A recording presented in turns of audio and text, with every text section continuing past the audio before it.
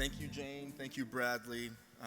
Again, huge shout out to them. As I mentioned earlier, both of them have been incredible champions of Tribe through the work that they've done. And obviously, recently this year, they were recognized as Business Leader of the Year and New Business of the Year. So one more time, let's give it over for Bradley and Jane. Yeah, incredible examples for our community. So as Bradley mentioned, the next panel, which is the last conversation we're going to have, is one that I've been really looking forward to. It's one that is bringing together different cultures, the African Nova Scotian, the Indigenous, and an immigrant voice. And I think it's a really important discussion for us to have. Oftentimes, organizations and people will work in silos. So you'll have Indigenous groups working in a silo, immigrant groups working in a silo, Black organizations working in a silo, and I think the opportunity that we have with Tribe is to create a space where we can work together, learn from each other, and ultimately build together. And so, really looking forward to this next conversation. I'm going to welcome our panelists to the stage, and then we're gonna dive right into it. So, first up, I'd like to welcome Ritika Saraswat to the stage. Ritika is a speaker, a creator, a founder. She's a human capital consultant at Deloitte, and she's the founder of an organization called Redefined. And they work to empower immigrants and international students. They've built a community of over 50,000 people. Ritika has a following of over 100,000 people around the world.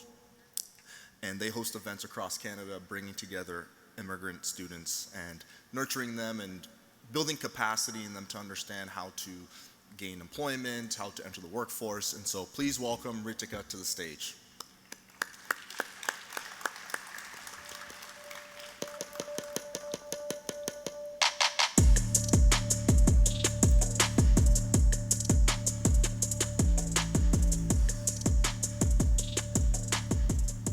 Welcome, Ritika. Next up, I'd like to invite Carol Ann Wright to the stage. I'll tell you a little bit about Carol Ann. Carol Ann is a Director of Capacity Building and Strategic Initiatives at the Halifax Partnership, and she's also the Executive Director of the African Nova Scotian Road to Economic Prosperity Project. Carol Ann has an academic background and business background, along with certificates in program management, project management, and leadership development. She's worked in community economic development for over 40 years, and this work has taken place in Toronto, South Africa, Ghana, my home, and Nova Scotia. She's the recipient of the 2022 Nova Scotian Human Rights Commission Award, the Burnley Rocky Jones Award for her work in economic justice.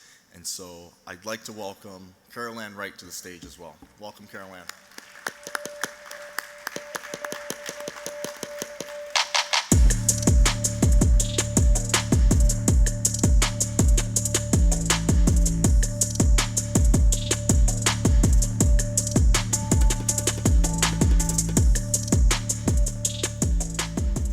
Awesome.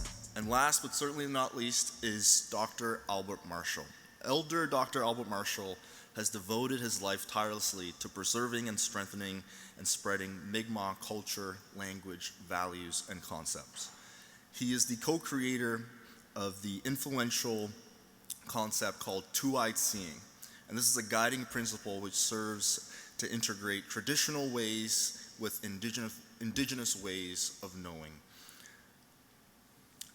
Not only has it been a profoundly meaningful for Indigenous communities and peoples, but it's also been really important for non-Indigenous organizations who are endeavoring to become healthier and creating more welcoming spaces for Indigenous peoples. I'd like to welcome up on stage Dr. Albert Marshall. Come on up.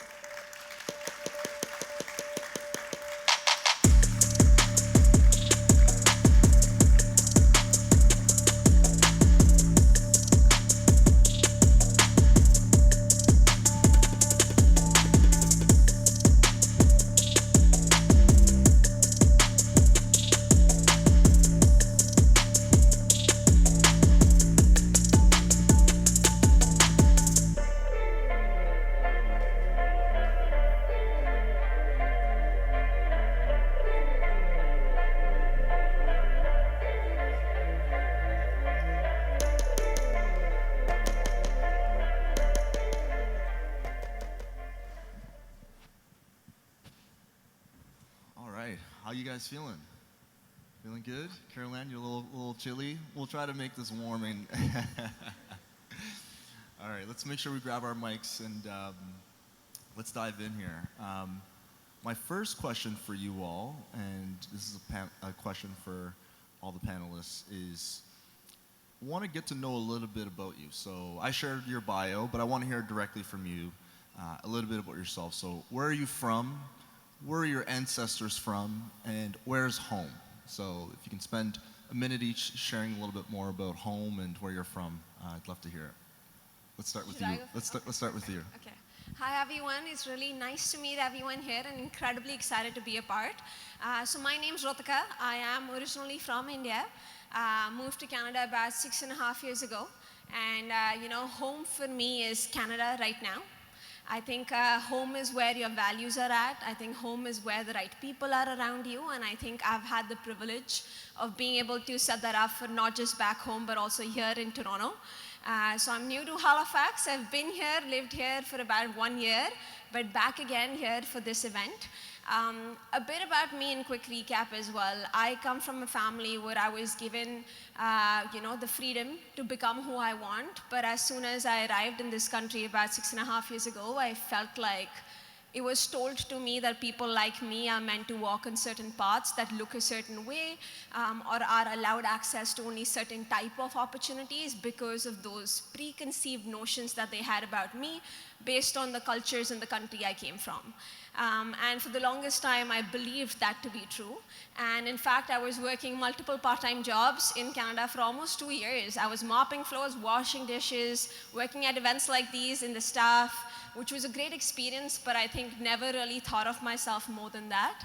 But I think it was surrounding myself with the right people, really recognizing that value of community that helped me really open up plethora of opportunities, which I think I never thought I was capable of.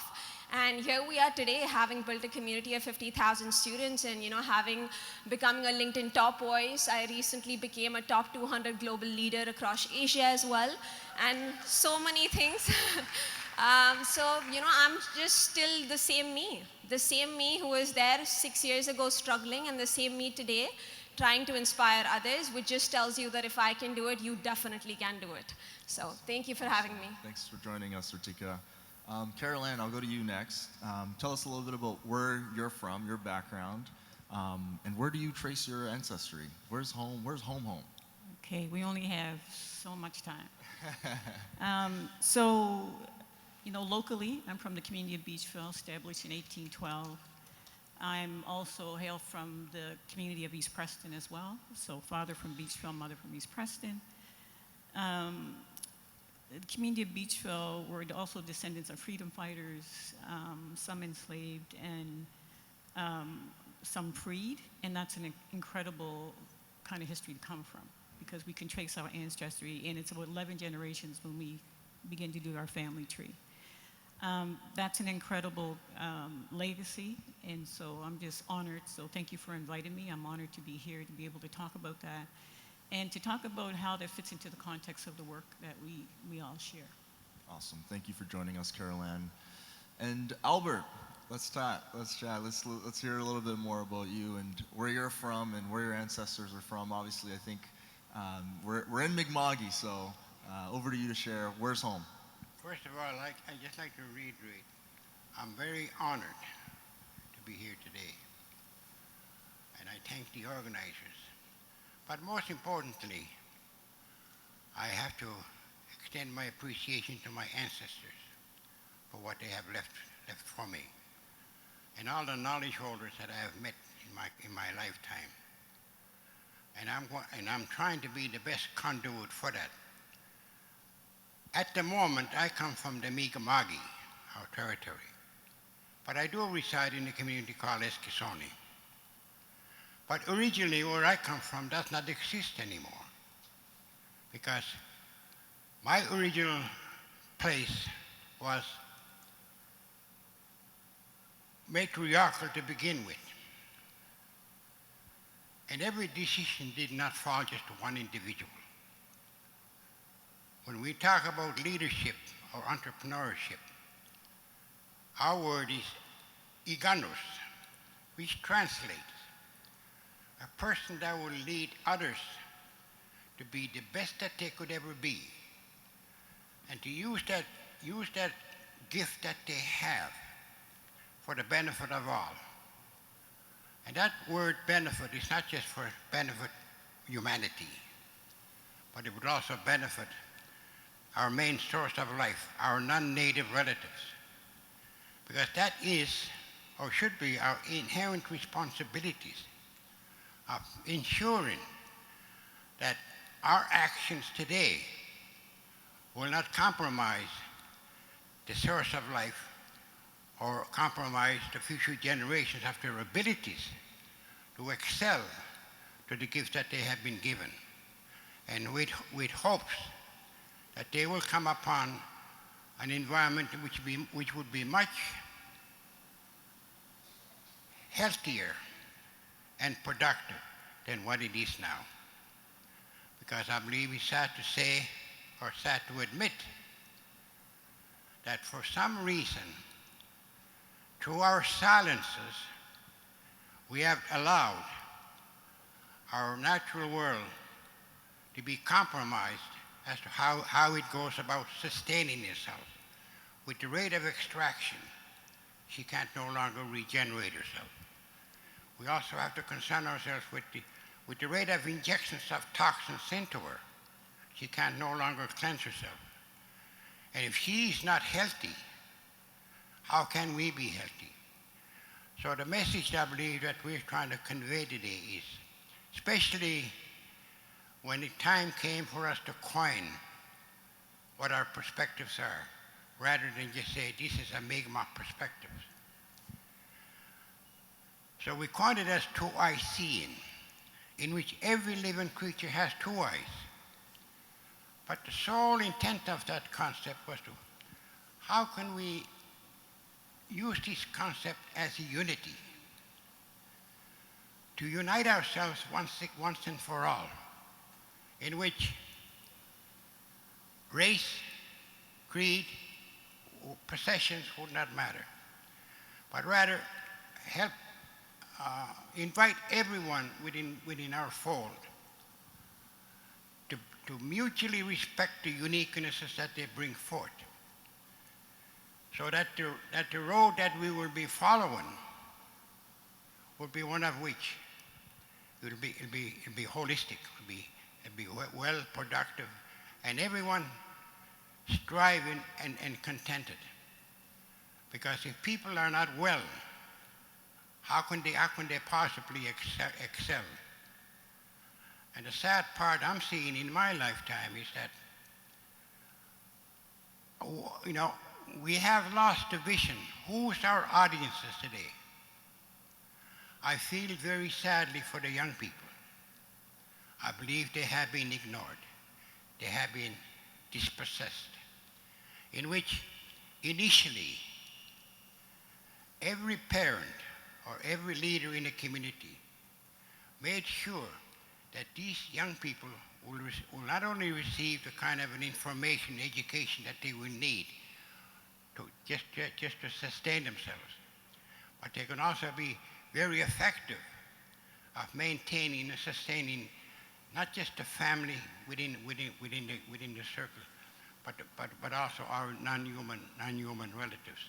So these were the expectations in which, realizing that they are the leaders, they're going to take over whether we like it or not. So wouldn't it then be much more expedient if we can spend some time preparing them, navigating their knowledges into another level in which, combining those two knowledges, they can become the best that they were intended to be. Thank you. Thank you for sharing that, Albert. Thank you for creating that. Thank you for creating that concept and that way of knowing. I've heard about this concept for years, and it's an honor to have you in our presence sharing that with us here today. Carol Ann, you're from the African Nova Scotian community, and I'm curious, what lessons from your ancestors do you feel most relevant for today's challenges in the world? So, The incredible lessons from our ancestors, and I'm glad that you put it in that context because, you know, sometimes folks think we're crazy as we do this work because we constantly reference the ancestors and invite them into the work. And they'll come. You know, that's the thing you have to be ready for. When you invite them, they will come. I've seen this work go from, you know, very basic things to being able to create some incredible things. And we know it's the ancestors that have done that. They have laid a path for us, and the lessons come from history. If you look at the history of the African Nova Scotian community, and we do that because we live in our history. We've lived through oppressive policies that, you know, were created so that we would leave after we came, after we were no longer of any use, that we would go back where we came from.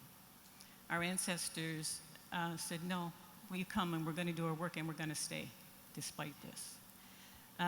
They created communities on land that was not theirs, but became stewards of those lands and protected those properties in spite of the policies that said you cannot create any economic wealth on this property. You cannot have any economic viability. You can just live here, and that's that. Knowing the history of economics that hasn't changed since the 1800s either, that was also a major challenge.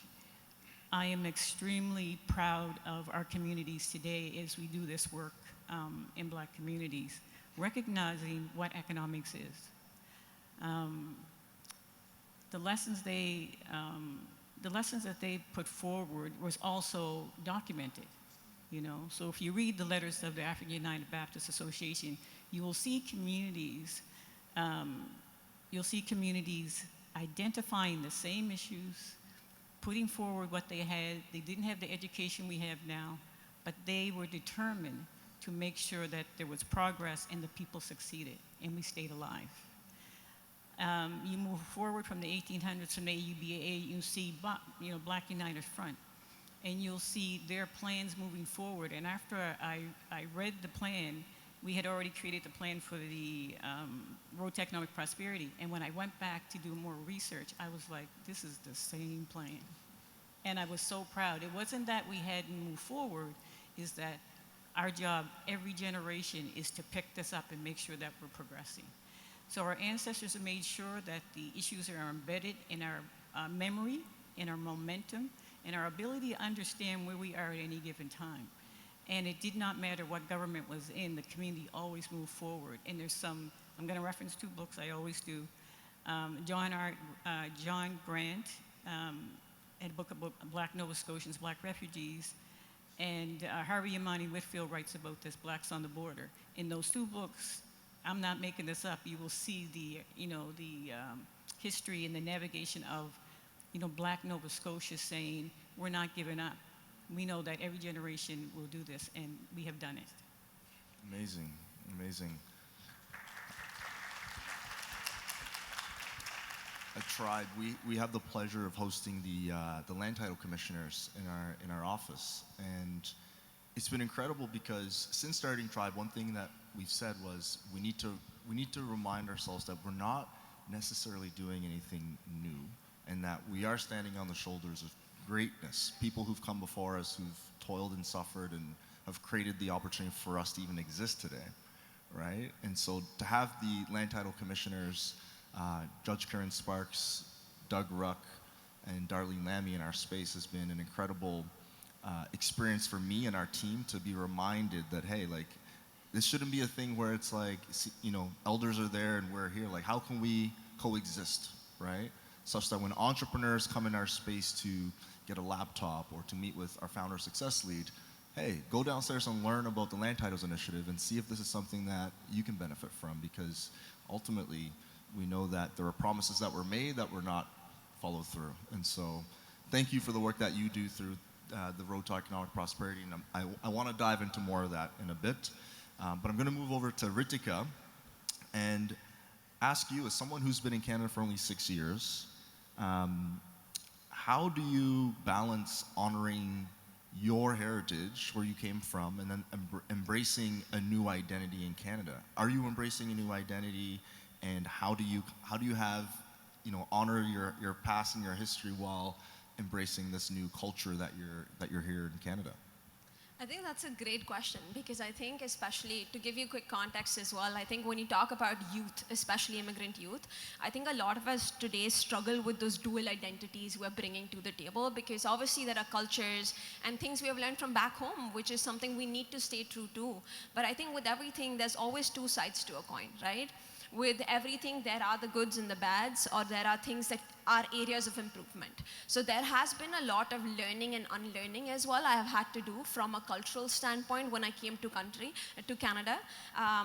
With a new culture, I think a lot of times we confuse the concept of you don't need to, assimilate or become like the other person, but it's about adapting and being intentional about how you adapt and picking up the best of both worlds. What I mean by that is, let's say where I come from in India, a lot of us have this idea of, being humble and, really not speaking about your achievements to anyone. And when I came to Canada initially, that did me no good, right? Because you have so many people who are so incredibly capable, everyone's fighting for the same opportunities. So you had to embrace this idea of, vocalizing your accomplishments, advocating for yourself, which was something so uncomfortable for me to do, because this idea of visibility has been defined very differently in those two cultures. But that was something I definitely adapted and changed about myself, because I think it's something the situation demanded for.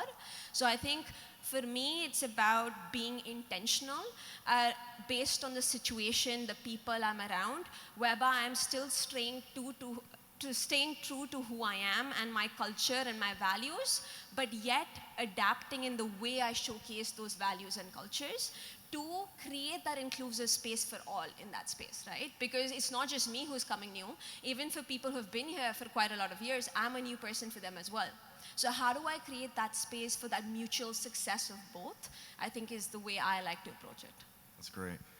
In a chat earlier, yes, Mariah, we had asked, Eleanor had asked Mariah about what the biggest, I believe it was skill or biggest takeaway from being an entrepreneur was, greatest asset or skill set an entrepreneur should have. And Mariah had mentioned adaptability as well. I think that's so important for all of us is, when you walk into a space or when you're working with a client, every client is different, everyone is different. And so how can you meet them where they are such that you can create that space where there's trust and there's a relationship that's being built, right? So thank you for that. I think that resonates.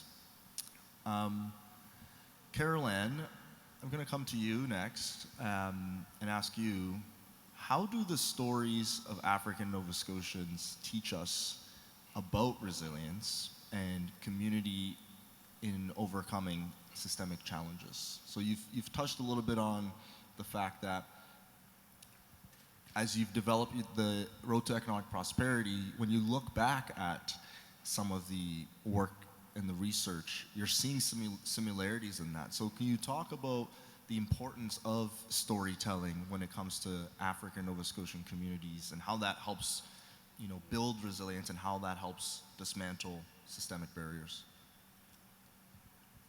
It's also about how you show up in this work and who you are in this work. And I would be remiss if I didn't talk about my mentors, my family, in terms of understanding the context of who we are in this society. And folks like, Dr. Burnley Jones and Joan Jones, who I will always mention because they have been incredibly impactful in terms of the work that I'm involved in. They were very involved in community in terms of folks being able to understand who we were in this work. It's really important to understand that this work keeps showing up. So, if you looked at the trajectory of the work in Black communities, you will see that there had been advancements in a certain period, and all of a sudden we were in the valley again, nothing was happening. And some of that depended on the government of the day. It also depended on leadership, and that's why I said it's very important to understand leadership as part of a collective, and that's the thing that we miss sometimes. We will recognize leaders, and that's okay, I'm not giving any shade on anybody, but the collective leadership and the collective ability of communities to do the work that they need to do is important. So how that's informed is important. And so what you will understand about African Nova Scotians and folks in diaspora as well who have come to be part of that is that we have been successful every time we have understood the collective nature of our work. And it's okay that people through along the way have been given some, accolades and things like that, but our collective response to this is the thing that matters. Our collective response, not only within the community, but how our allies shape, how our allies support that work as well. And we have been extremely powerful in that work, and I think sometimes we forget about that, and we don't, acknowledge it. So this work is not new. This work has been built on the shoulders of those who have done some incredible risk-taking as well. They were not protected. I mean, we have a little more protection now in roads. They did not at that particular time. Some have lost homes, could have been millionaires, but, were impacted by the risk that they took to make sure that we are here being able to do this work. Yeah. Awesome, thank you for adding that.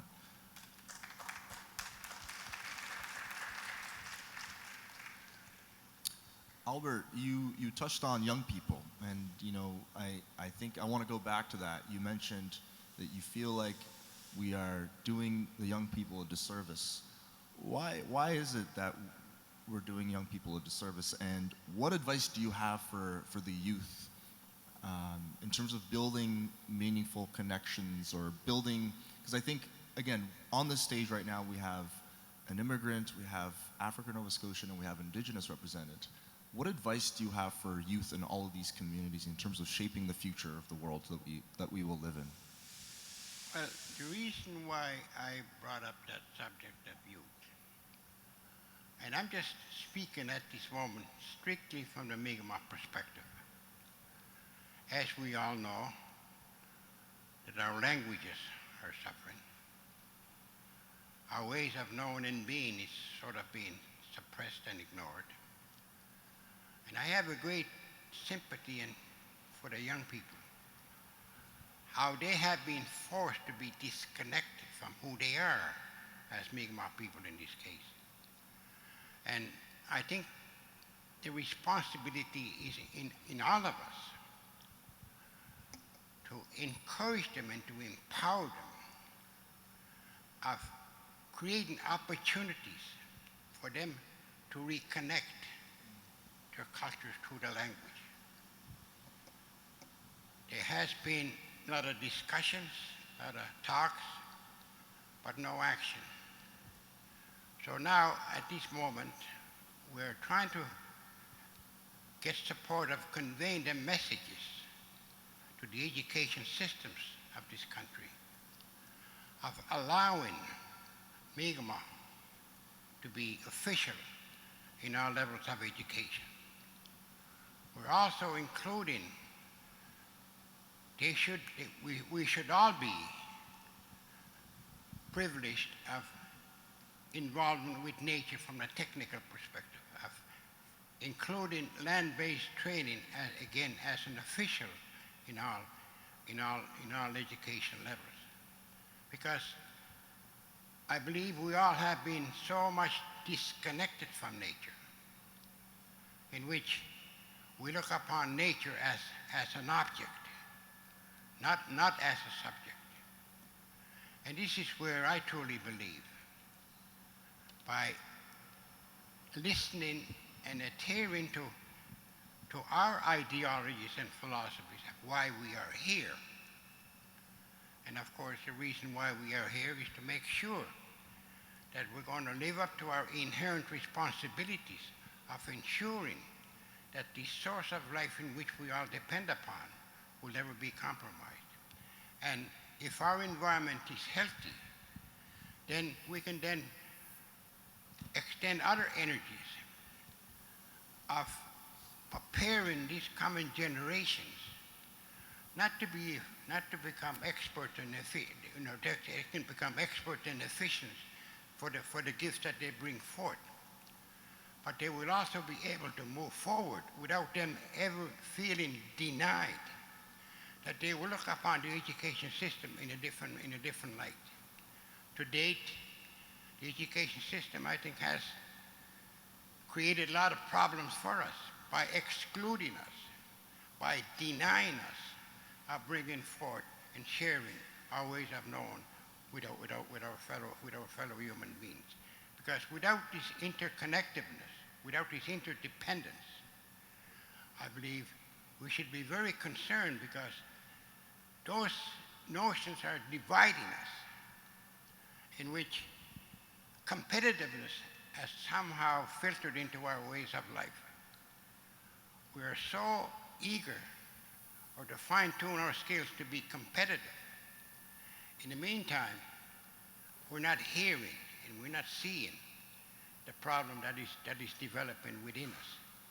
As I said, I would like to just to reiterate that through our inactions, through our silences, we have allowed our source of life to be compromised, in which if she is not healthy, how can we be healthy?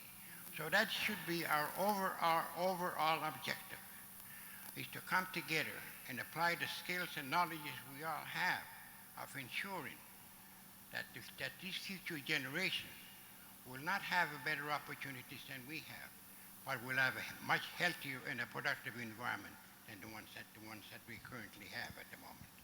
Thank you, Albert. Yeah, I love that you have such a particular interest in the next generation and young people, and ensuring that we're creating a future that is bright for them too. And you know, I hear you talk about language and education, and it sounds like, you know, your education is no longer culturally relevant. We've created an education system that is, everyone goes through the same thing, right? And it doesn't work for everyone, because then you might lose language. I remember being in Nunavut years ago, and I learned in my time in Nunavut that when the federal government kind of claimed Nunavut as part of Canada, they entered and created all these institutions and brought in French schools, but yet didn't create space for the local languages to thrive. And I was like, how did that happen? And it's shocking that it's still something that hasn't been rectified. And you know, we have this across Nova Scotia as well, where in communities that have Indigenous peoples, we're not enabling them or empowering them to hold on to their culture and their language, but we're doing the exact opposite of that. And I think it speaks to kind of what you were saying. See, I believe I can look at our current education system objectively, because I don't have it. I only have maybe grade 2 or grade 3 education system, because the education system that was imposed upon us at the time was just for I, as a male, to learn the basic English and basic math, so I can become a hand for someone else, and for our sisters, so they can become a domestic help. But education, I think, is something in which it should enhance, so that individually, no matter where you come from and who you are and what you are doing, you will be able to bring forth the gifts that have been given to you, and for those gifts, not only benefit your own family, your own community, but benefit all, benefit everybody, every humankind, because it has to be. We have to agree. Ultimately, we have to depend upon each other, because one perspective alone will not get us through life. And in our case, Aboriginal ways will no longer suffice as to how we can coexist. We have to reach out and try to convey to the main society that our cultures are still alive after a couple of hundred years have been ostracized and have been suppressed. But so, and I think what the young people are beginning to appreciate and see now, despite all this oppression, even though our languages are suffering, approximately 50,000 Mi'kmaq here in the territory, only 17% of us are fluent. And I really feel sorry for my Aboriginal youth, that they have been denied that very essence of who they are, because it's the language that will create the kind of a path that you're going to follow. Your language is the foundation of who you are and who you want to be. And without that, you wonder, where they're at, and how much anguish that they must be suffering of being denied the very essence of who they are in Mi'kmaq. And that can apply for anyone. But as a Mi'kmaq, this is how we see it. Education, we need knowledge and education system. But this system has to be reflective for all of us, not just for one set of group. That's right. Thank you, Albert.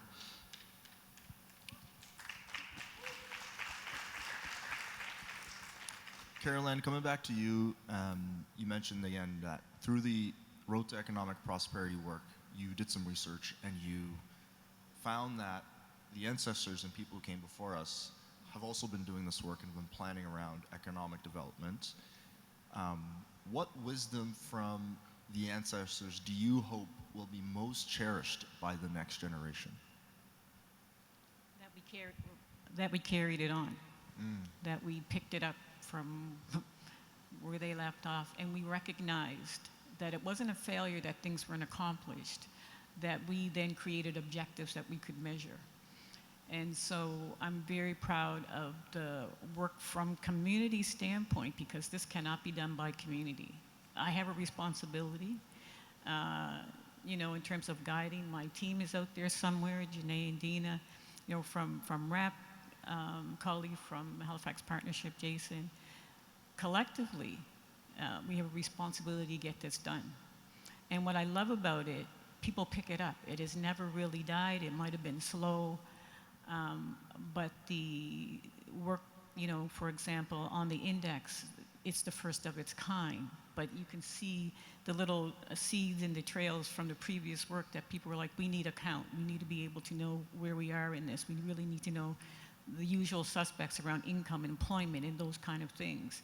And so you see the seedlings as you go back to history, but it's those things that people say that if you don't know your history, you're bound to repeat the mistakes, right? If you don't know your history. So knowing our history, and that is for our youth as well, the youth message. Our youth don't realize our history and the work that we've done, so it looks like, they're struggling and nothing was done, but read your history, know who you are. Well said, well said.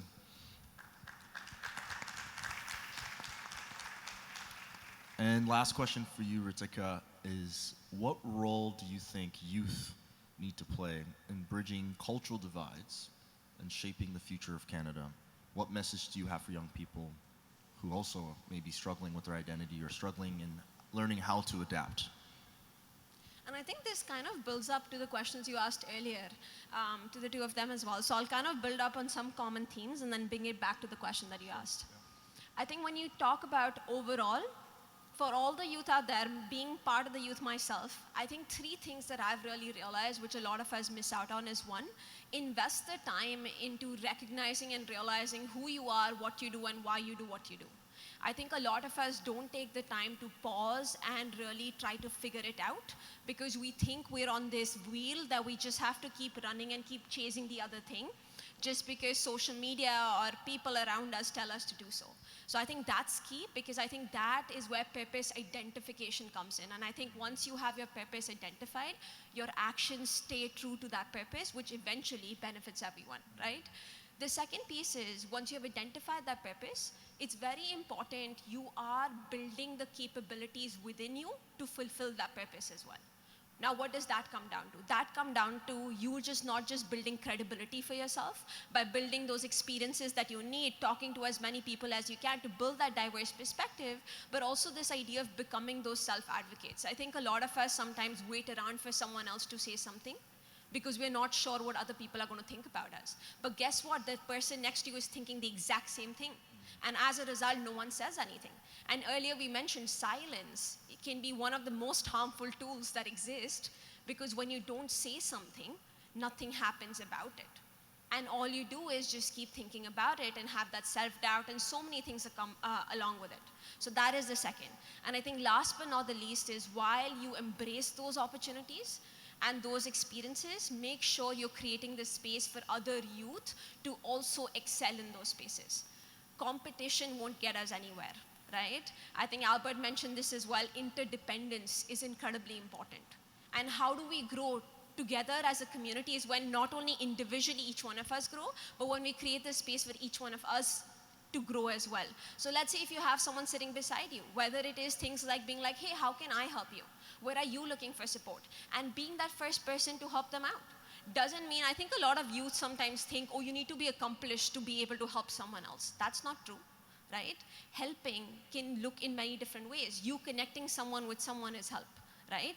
And so many things. So I think those three things, in my opinion, are factors that stay true to who you are and will help you, whether it be in terms of from a cultural perspective, whether it be from a Canadian growth perspective overall.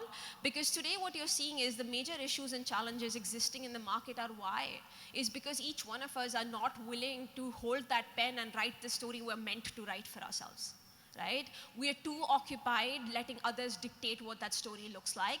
And then we even sit down alone in our rooms questioning ourselves, oh my God, maybe I'm not good enough. Or maybe I don't have what it takes. Well, in fact, you have it all here. You just haven't taken out the time to recognize that. And when you start giving, you start receiving as well. One of the biggest pieces of advice I got from someone was, spend the first half of your life learning, spend the second earning, and spend the third returning. And a combination of those three, I bet, will take any community to large heights. So that's what I would say. Wow, that's great. Thank you, Ritika. So we're wrapping up the event today. Albert, thank you. Thank you for the work that you do. Thank you for the knowledge that you share with people all around the world around the two-eyed seeing methodology. I know it's been studied and it's been embedded within organizations around the world. I appreciate your focus and the emphasis that you have on young people, and so thank you for everything that you do, Albert. Please give it up for Albert. Carol Ann, thank you as well for the work that you're doing with the Road to Economic Prosperity.